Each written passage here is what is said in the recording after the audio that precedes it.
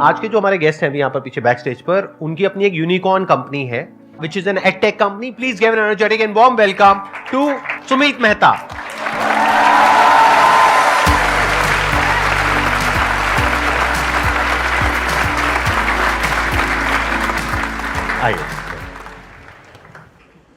My question is कि अब edtech space is highly competitive, मतलब इसमें बहुत सारे प्लेयर्स हैं जो बहुत अलग अलग तरीके से काम कर रहे हैं. तो how is your company different from all the other players? Actually आपने बहुत अच्छा क्वेश्चन पूछा, बिकॉज आजकल एडटेक के बारे में सारी न्यूज़ अच्छी नहीं है. राइट. तो एडटेक दो तरह का होता है. एक होता है कि जो बच्चों को डायरेक्टली पढ़ाते हैं, जिस तरह से बहुत सारी कंपनीज हैं जो कि ऑनलाइन या फिजिकल सेंटर्स खोलती हैं, और कुछ लोग हैं जो कि स्कूल्स को इम्प्रूव करने में लगे हैं. मेरा ये मानना है कि एक बच्चा 8 घंटे स्कूल में बिताता है, उसके बाद जब वो घर में आता है तो उसको होमवर्क भी करना है, उसको खेलना कूदना भी है. उसके बाद मैं नहीं चाहता कि वो स्क्रीन के सामने बैठ के दोबारा से कुछ ऑनलाइन पढ़े, बिकॉज उससे आप उसके बचपन में इंटरफेयर करते हैं. तो अगर हम स्कूल्स में जो बच्चे 8 घंटे बिता रहे हैं उसको इम्प्रूव कर दें तो काम हो गया. तो हम अपने आप को स्कूल एडटेक बोलते हैं कि हम स्कूल्स को इम्प्रूव करेंगे, टीचर्स को एम्पावर करेंगे, क्लासरूम को इम्प्रूव करेंगे टेक्नोलॉजी के द्वारा और करिकुलम के द्वारा. तो इसलिए हमारी कंपनी स्कूल एडटेक कंपनी है. We are India's only school edtech unicorn. बाकी सारी कंपनीज जो हैं वो डायरेक्ट टू स्टूडेंट एडटेक्स हैं, और ये सबसे बड़ा डिफरेंस है. थोड़ा सा एक्सप्लेन करेंगे, मतलब किस तरीके से कर रहे हैं? I want to understand it more deeply कि आप टीचर्स को एम्पावर कर रहे हैं और स्टूडेंट्स को एम्पावर कर रहे हैं, यानी कि जो एग्जिस्टिंग स्कूल्स का इंफ्रास्ट्रक्चर है उसी को यूज कर रहे हैं, अपना अलग से कुछ नहीं कर रहे हैं. नहीं, right? तो हमारी जर्नी ऐसे स्टार्ट हुई थी कि हमने अपने स्कूल खोले और जो भी मतलब बुक्स वगैरह अवेलेबल हैं मार्केट में उनको यूज़ किया, और लगा कि इससे तो प्रभाव पड़ नहीं रहा, कुछ फ़र्क नहीं पड़ रहा. फिर हमने एक्सपेरिमेंट शुरू किया. तो पहले 5 साल जो 2012 से 17 हम अपना स्कूल चला रहे थे, 5 स्कूल चला रहे थे. वहाँ पे खूब सारे एक्सपेरिमेंट कर रहे थे कि बच्चों की इंग्लिश कैसे इंप्रूव करें, मैथ कैसे इंप्रूव करें, साइंस कैसे इंप्रूव करें. तो ये करते करते मैं कुछ देर हार्वर्ड पढ़ने गया, कुछ देर स्टैनफोर्ड पढ़ने गया, सीखने के लिए कि वर्ल्ड में English, math, science, social studies पढ़ाने के बेस्ट तरीके क्या हैं. और फिर उनको हम अपने स्कूल में लेके आए और हमने एक लर्निंग सिस्टम बनाया, जिससे हमने देखा कि बच्चों के कम्युनिकेशन स्किल इंप्रूव हो रहे हैं, मैथ इंप्रूव हो रहा है, साइंस इंप्रूव हो रहा है. फिर उस सिस्टम को हम बाकी स्कूल्स में लेके गए. तो हमारे जो 5 स्कूल्स थे वहाँ से लेके अब हम 9000 स्कूल्स के साथ काम कर रहे हैं, जहाँ पे हम अपना ये सिस्टम इम्प्लीमेंट करते हैं. तो जैसे आप सब भी अपना स्कूल याद करें, मेरे को याद है अपने स्कूल में टीचर किताब से पढ़ाती थी, ब्लैक बोर्ड पे क्वेश्चन आंसर लिखती थी, हम वो आंसर कॉपी कर लेते थे, फिर वही क्वेश्चन एग्जाम में आता था, हम रट्टा मार के उसको कर देते थे. लेकिन जब हम जॉब में जाते हैं या इंटरव्यूज़ में जाते हैं तो वो रट्टा मारने वाला काम नहीं आता. राइट, आपको समझ होनी चाहिए और अपनी समझ को एक्सप्रेस करने की एबिलिटी होनी चाहिए. तो हमने इसको चेंज करने के लिए बोला कि टीचर से बुक ले लो और उसको एक लेसन प्लान दो, जिसमें वो बताए भी, दिखाए भी, और कुछ ऑडियो विजुअल दिखाए, कुछ एक्टिविटी करवाए, ताकि हर तरह का बच्चा समझ सके. बिकॉज हर तरह का बच्चा बुक से सुन के नहीं समझ सकता. कई बच्चों को करके समझ में आता है, कई बच्चों को देख के समझ में आता है. तो इसको बोलते हैं मल्टी मॉडल लर्निंग. अब मल्टी मॉडल लर्निंग स्कूल में इम्प्लीमेंट करना बहुत डिफिकल्ट है, लेकिन हमारे सिस्टम के द्वारा, बिकॉज उसमें टेक्नोलॉजी है, उसमें करिकुलम है और उसमें इम्प्लीमेंटेशन सिस्टम है, ये पूरा एक पैकेज बना के हम स्कूल को दे देते हैं. तो कोई भी स्कूल 3 से 6 महीने में रोट लर्निंग से मल्टी मॉडल लर्निंग में ट्रांसफॉर्म हो जाता है. ये सुनने में तो बहुत अच्छा लग रहा है idea. It's like need of the hour, क्योंकि अभी जो हमारा एजुकेशन सिस्टम पूरा का पूरा थियोरेटिकल है, उसमें आप प्रैक्टिकली कुछ करने की कोशिश कर रहे हैं. That too based upon your learnings from Stanford, Oxford और हार्वर्ड और व्हाटएवर. लाइक वहां से आप देख करके कि वहां पे किस तरीके से सिखाते हैं, which is more experimental based, practical learning, उसको आप यहाँ पे इंप्लीमेंट करना चाह रहे हैं. तो एक बार को हम एक रोल प्ले करते हैं कि ये देख लेते हैं, मैं एक स्कूल का ओनर हूँ या प्रिंसिपल हूँ. अब आप मेरे से बात कर रहे हैं कि मेरा जो एग्जिस्टिंग स्कूल है उसमें अपना ये इंप्लीमेंट करेंगे. तो I want to understand it from that side कि क्यों मैं उसको इंप्लीमेंट करूंगा. क्योंकि एज अ स्कूल ओनर जो मैंने देखा है, correct me if I am wrong, मैंने जो देखा है स्कूल ओनर्स का इन मेजॉरिटी ऑफ द केसेस उनका इंटरेस्ट इसमें नहीं होता कि जो बच्चा है उसका ओवरऑल डेवलपमेंट हो, ये हो वो हो, बल्कि इसमें होता है कि मेरा स्कूल है, एक मेरे साथ में स्कूल है, मेरा रिजल्ट उस स्कूल से बेटर आना चाहिए. Correct, as simple as that. जी. तो अगर मैं एक स्कूल के पास जाके बोलूं कि आपके पास हर क्लास में 40 बच्चे हैं लेकिन टॉपर सिर्फ 5 हैं, बट आप उस 40 में से 30 बच्चे टॉपर कैसे करेंगे? तो सब इंटरेस्टेड हैं. अब उसमें करने के लिए ये है कि जो 10 टॉपर्स हैं उनका तो रास्ता है ये किताब से पढ़ाने का, बट जो बाकी 30 हैं उनका रास्ता है ऑडियो विजुअल से पढ़ाने का, किनेस्थेटिक से पढ़ाने का. अगर स्कूल को अपना रिजल्ट इंप्रूव करना है सिर्फ टॉपर्स के लिए नहीं बट सब बच्चों के लिए, तो उनको मल्टी मॉडल एजुकेशन लेनी ही पड़ेगी. और कोई तरीका ही नहीं है। लेकिन अगर मेरे स्कूल में ये ऑडियो विजुअल सिस्टम नहीं है हर क्लासरूम में, तो वो किस तरीके से किया जाएगा? वो आप देंगे, आप प्रोवाइड हम करेंगे? सब कुछ देते हैं। तो हम हर क्लास में एक स्मार्ट टीवी लगा देते हैं, हर टीचर को एक टैबलेट देते हैं और उनको एक टीचिंग लर्निंग इक्विपमेंट का किट देते हैं। साथ में उनको एक सिस्टम देते हैं जिससे वो मॉनिटर कर सके कि टीचर पढ़ा कैसे रही है। और पेरेंट्स के पास में भी ऐप आ जाती है कि पेरेंट्स को पता चल रहा है कि मेरा बच्चा कैसे पढ़ रहा है। और अगर बच्चे को घर में पढ़ना है तो जो क्लास में पढ़ा है उससे लिंक प्रैक्टिस घर में मिल जाती है। तो ये पूरा इंटीग्रेटेड सिस्टम हम स्कूल में इंप्लीमेंट कर देते हैं। अब यहाँ पे एक चैलेंज आएगा, I am thinking from the school owners perspective, कि मेरी क्लास में हर तरह के बच्चे हैं जी। कोई अच्छे फाइनेंशियल बैकग्राउंड से हैं, कोई थोड़ा कम से हैं, कोई इतने वेल ऑफ नहीं है। तो अब इसकी जो एडिशनल कॉस्ट है वो कौन बियर करेगा? एक्चुअली मेरा जो मिशन है वो ये है कि एक्सीलेंट एजुकेशन अफोर्डेबल कैसे की जाए और छोटे शहरों में कैसे लेके जाई जाए। अब आप देखिए, पेरेंट्स 15 से 20 हज़ार छोटे शहरों में एनुअल फीस पे करते हैं और उनकी बुक फी 2000 होती है। मैं उनको बोलता हूँ कि आप 100 रुपये महीना एक्स्ट्रा दे दो इसमें, दैट्स इट। तो बेसिकली 2000 से वो 3500 पहुंच जाता है और उसमें हम सारा कुछ प्रोवाइड करते हैं। तो इसीलिए ये हम इतना रैपिडली प्रोग्रेस कर पा रहे हैं। आप कह रहे हैं 100 रुपए महीना? 100 रुपये महीना। 200 रुपये आप बुक्स का ऑलरेडी दे रहे हो, हाँ। उसमें आप 100 रुपये महीना ऐड कर दीजिए तो कितना होगा? 3200। इसमें मैं आपको क्लासरूम आपकी ट्रांसफॉर्म कर दूंगा, टीचर कर दूंगा, स्टूडेंट को बुक्स वर्कबुक्स भी दे दूंगा, सारा टीचिंग लर्निंग मटेरियल भी दे दूंगा और ट्रेनिंग भी दे दूंगा। उससे क्या होता है कि टीचर के साथ सडनली स्किल अपग्रेड हो जाता है। अब टीचर अगर अपने तरीके से पढ़ाएगी तो वही किताब खोलेगी, वो बोलेगी अच्छा आप पहला पैराग्राफ पढ़ो, उसको ट्रांसलेट करेगी, आप पढ़ो। ऐसे पढ़ाते थे हमारे स्कूल में, राइट।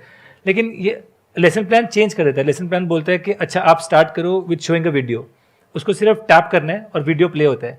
देन वो एक्सप्लेन करती है, बिकॉज आधे बच्चों को वीडियो से समझ में आ जाता है, राइट। फिर वो बुक भी डिजिटल उसकी टैबलेट में ही है, वहाँ से समझा देती है थोड़ी चीज़। फिर वो बोलती है अच्छा आप 5 लोग ग्रुप में बन के ना ये चीज़ करो, आप 4 बच्चे ग्रुप में, तो ग्रुप प्रैक्टिस करवा देते हैं। और फिर उसके बाद हर इंडिविजुअल बच्चे के पास जो वर्कशीट है वो करवा देते हैं। तो ये जो ढांचा है, अगर आप किसी भी यूनिवर्सिटी में जाएं, वो बोलते हैं कि teacher led group practice, independent practice, this is the best way to teach. अब ये नेशनल एजुकेशन पॉलिसी में उन्होंने डाल दिया, I do, we do, you do. ये अगर लेसन प्लान में है ना, तो इससे क्या होता है कि हर टीचर एक हाई लेवल पे पढ़ाने की कैपेबिलिटी हो जाती है और उसको सपोर्ट करने के लिए हार्डवेयर भी है। उसको सपोर्ट करने के लिए मैं किसी को बोल रहा हूँ कि आप फ्रैक्शंस पढ़ाइए मैथ किट यूज़ करके। किसी के पास मैथ किट नहीं तो वो कैसे पढ़ाएगी? हम उसको मैथ किट भी दे देते हैं। तो उसके पास कोई बहाना नहीं है अच्छे से ना पढ़ाई करने का।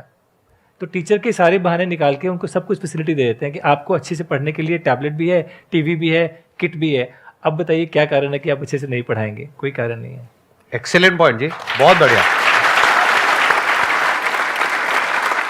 तो ये कहना गलत नहीं होगा कि आप जो कर रहे हैं इसके बारे में बहुत कम लोगों को पता है as far as masters are concern, जी। क्योंकि आप बड़ा ग्राउंड लेवल पे काम कर रहे हैं जी। आप में से कितने लोगों को पता था? कितनों ने लीड का नाम सुना था? ये देखो, सिर्फ 2 लोगों ने। मैं आपसे ये बात कर रहा था कि परसों मैं वर्कआउट कर रहा था तो मेरे बैक में एकदम से स्पैज्म हुआ। डॉक्टर ने बोला कि आप ट्रैवल नहीं कर सकते। मैंने इस समय लंबर ब्रेस पहना हुआ है। अच्छा। But I wanted to come and talk because ये बात और लोगों तक पहुंचनी चाहिए, तो मैं इसीलिए यहाँ पे आया हूँ आपसे बात करने। आपने जेन्युइनली बहुत अच्छा किया यहाँ पर आकर के, क्योंकि मैं आपको वजह बता देता हूँ। क्योंकि मेरे को अंदर से जो लगा था, मैं आपको बिल्कुल क्लियर बोलूंगा और मेरा सबको पता है कि मैं बिल्कुल मुंह पे बोलता हूँ जो भी है। मेरे को लगा था कि ये बोरिंग सा सेशन होगा, मैं ऑनेस्टली बता रहा हूँ, प्लीज डोंट माइंड इट। मतलब जो मेरा अपना फीडबैक था मेरी टीम को, उन्होंने कहा नहीं नहीं सर बहुत अच्छा काम कर रहे हैं, ये वो, we should bring them on our platform, ये वो करके। मैंने कहा चलो ठीक है, इट्स योर कॉल। बट अब जो मेरी अंडरस्टैंडिंग है, जो आप कर रहे हैं, आई एम नॉट श्योर आप में से कितने लोगों को समझ आ पा रहा है और कितनों को नहीं आ रहा है, बट ये एक बहुत ही कमाल का काम कर रहे हैं विच इज रेवोल्यूशनरी। क्यों? देखो मैं आपको लॉजिक बता देता हूं, ध्यान से समझना क्यों ऐसा क्यों बोल रहा हूं मैं। ये क्या कर रहे हैं, ये सिर्फ 100 रुपए महीने में, यही आपका प्राइस है इंक्रीमेंटल। मतलब अगर आप 2000 खर्च कर रहे हो, 100 रुपये और देना, तो मतलब टोटल 3000 भी। Because I don't want people to get the wrong impression कि सुमित ने जाके गलत बोल दिया। 2000 वो बुक्स में देते हैं, उनकी बुक्स रिप्लेस करके हम अपनी बुक्स दे देते हैं। एडिशनल उनको 100 रुपये देना पड़ता है। एडिशनल जो लगा उनका वो सिर्फ 100 रुपए महीना लगा। करेक्ट है। और 100 रुपए महीने में आपने उनको उस लेवल की एजुकेशन दे दी जो स्टैनफोर्ड में मिलती है, ये कहना गलत नहीं होगा, या फिर इंटरनेशनल स्कूल क्वालिटी, इंटरनेशनल जो क्वालिटी एजुकेशन है वो आपने दे दी उनको जी। जो अगर किसी ऐसे स्कूल में जाएंगे जहां पे इस तरह की एजुकेशन मिलती है, वहां पे फीस होती है महीने की 10,000, 12,000, 15,000। करेक्ट। ठीक कह रहा हूं? पता है आप लोगों को? पढ़े हो ऐसे स्कूल्स में? कितने पढ़े हैं 10,000 रुपए महीने वाले स्कूल में? हाथों पर करो। देखो एक झूठ बोल रहा है। आप वही काम जो 10,000 रुपए महीने में होता है, वही काम आप कर रहे हैं 100 रुपए महीने में, अगर देखा जाए तो। बिल्कुल ठीक कह रहा हूं मैं? बिल्कुल ठीक है। तो ये काम अपने आप में रेवोल्यूशनरी है एजुकेशन फील्ड में। सर माय क्वेश्चन इज कि सर जैसे जो स्कूल्स होती है वो नॉर्मली कोई बोर्ड से एफिलिएटेड होती है, फॉर एग्जांपल सीबीएसई, आईसीएसई और स्टेट बोर्ड। तो सर आपका जो करिकुलम है वो आप बोर्ड के थ्रू ही कंटिन्यू करते हैं और आपका न्यू करिकुलम है वो न्यू बोर्ड इस्टेब्लिश करते हैं, जो बोर्ड एग्जाम्स और होते हैं उसमें किस तरह से इम्प्लीमेंट होता है? इंडिया में ना ये धारणा है कि बोर्ड एग्ज़ाम जो हैं वो करिकुलम भी ड्राइव करते हैं। सीबीएसई, आईसीएसई या स्टेट बोर्ड वो सिर्फ जो क्लास 10th का बोर्ड एग्ज़ाम है उस पर फोकस करते हैं। इंडिया में पूरा करिकुलम है वो एनसीईआरटी बनाती है। तो एनसीईआरटी डिसाइड करती है कि हर क्लास के एंड में क्या आउटकम्स चाहिए। तो जो व्हाट होता है ना वो डिसाइड करती है, हाउ डिसाइड नहीं करती।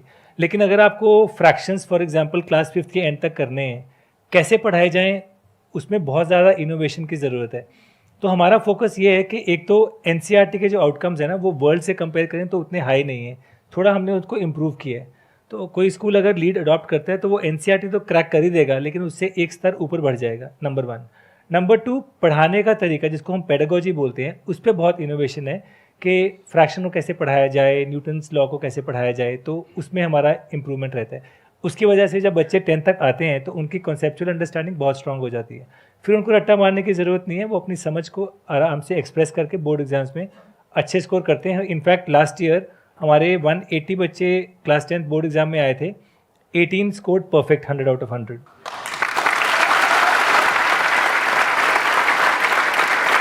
अच्छा, मैं यहाँ पर आई एम सॉरी मैं बीच में इंटरप्ट कर रहा हूँ। Overall in terms of numbers, कि जब पहले वाले सिस्टम पे वो स्कूल थे, ये 9,000 स्कूल्स, और अब आपके सिस्टम पे आए हैं, तो रिजल्ट में क्या इंप्रूवमेंट हुई है overall? I am so glad आपने ये क्वेश्चन पूछा। हाँ। हम जब स्कूल के साथ काम करते हैं तो हम उनको एक बिगिनिंग ऑफ ईयर असेसमेंट करते हैं। उसमें 2 चीज़ें चेक करते हैं, मैथ एंड इंग्लिश, बिकॉज ये बेसिक स्किल्स हैं। इंग्लिश में ऑन एन एवरेज इंडिया में इस समय हर बच्चा 1.5 साल पीछे अपने ग्रेड लेवल से, जितने भी हमने टेस्ट किए हैं, 1.5 ईयर्स। एंड इन 1 ईयर हम उस बच्चे को 1.6 ईयर्स ग्रो करते हैं, तो मतलब 0.6 एक्स्ट्रा हो गया, तो 2 साल में हम उसको ग्रेड लेवल तक ले आते हैं। So that is one big achievement. अब बच्चा जब ग्रेड लेवल पे आता है ना, उसका एडवांटेज ये है कि जब वो साइंस की बुक पढ़ता है इंग्लिश में, और वो इंग्लिश ग्रेड लेवल पे, तो वो खुद से समझ आता है। उसके पहले उसको रट्टा मारना पड़ता, उसको समझ में नहीं आता था। So that's the big difference.